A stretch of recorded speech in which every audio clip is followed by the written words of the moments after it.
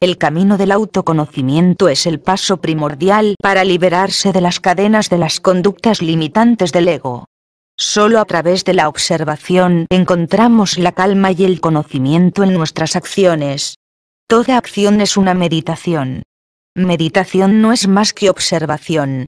Es primordial parar el flujo de pensamientos para empezar a darse cuenta que detrás de esos pensamientos hay una inquietud, una búsqueda, un control, una insatisfacción aprehendida en el tiempo y nos lleva a un ciclo de pensamientos, uno tras otros, y nos abducen y obnubilan la conciencia en un sueño hipnótico social.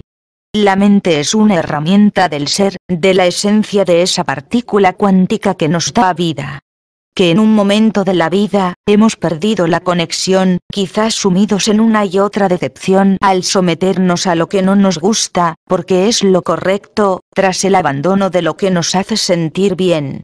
Son las normas sociales y familiares las que marcan el ritmo de nuestra conducta. La adaptación a esas normas va a provocar en nosotros estados conductuales los cuales formarán nuestra personalidad.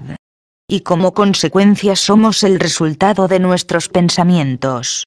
Años de sumisión social nos alejan del centro y del equilibrio. Es inherente el sufrimiento del ser humano y la insatisfacción en la búsqueda de la felicidad.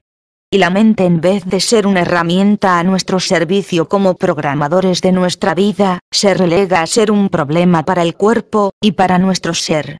Un generador de emociones, en búsqueda de su individualidad, la imposición de un yo en minúscula, que crea corazas y máscaras, versiones adaptativas a las circunstancias en la búsqueda de la autorrealización. La mente toma el control de nuestra vida, dirigida por ese yo en minúscula que se siente separado de todo, y principalmente del mismo. Compite con todo, en busca de imponer su identidad. Ese yo en minúscula lo podríamos definir como una adaptación revolucionaria, como una pérdida de la identidad real, que busca imponer su posición mediante la dualidad de víctima o tirano. A veces se somete como víctima, y a veces impone la tiranía del verdugo con la intención de satisfacer su insatisfacción. Abdica su responsabilidad en la dación del poder y la culpa de sus circunstancias de vida. El camino interior nos lleva a encontrarnos con ese flujo de pensamiento, y mediante la observación de esos pensamientos, detectar las emociones que nos manejan, y del pensamiento promotor de ese flujo de emociones y pensamiento. El camino empieza por la meditación estática.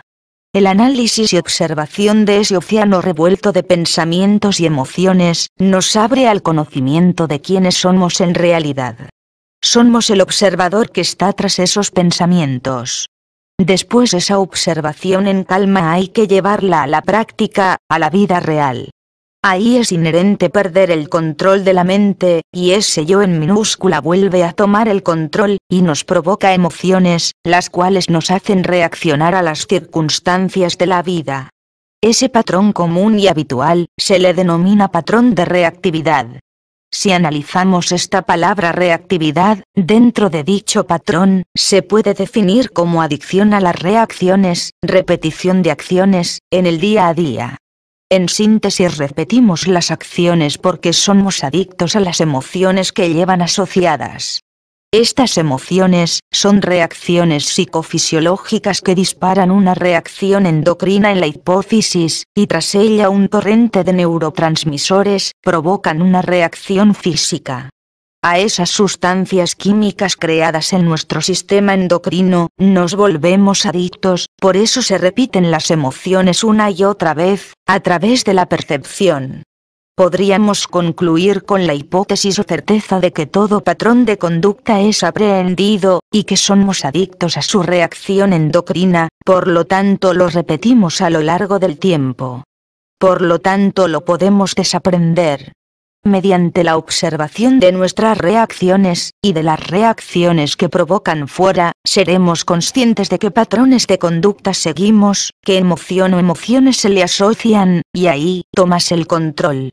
Puedes corregir tus conductas y adicciones, de manera inmediata. A través de la hipnosis estática, mediante la recapitulación de la historia personal, o la línea de la vida, e hipnosis en movimiento, es muy fácil, partiendo de la emoción y desde donde reside en el cuerpo, encontrar la génesis de esa conducta o adicción, y reimprontar nuestro comportamiento. Este proceso forma parte del proceso de ego liberación. Observar nuestro comportamiento, nuestras reacciones, nuestro cuerpo, y las reacciones en los demás, nos da una idea clara de dónde tenemos que cambiar. Lo externo es un reflejo de nosotros mismos, el estado interno, programa el externo.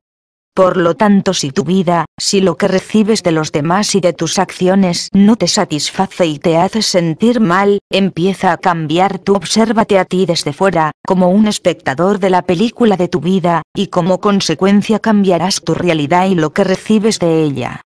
Todo empieza con un pensamiento. Si tú decides qué pensamientos tienes, tu vida será lo que tú deseas, te habrás liberado del ego, y del trance hipnótico social, de una sociedad enferma de vanidad y codicia. Tú decides.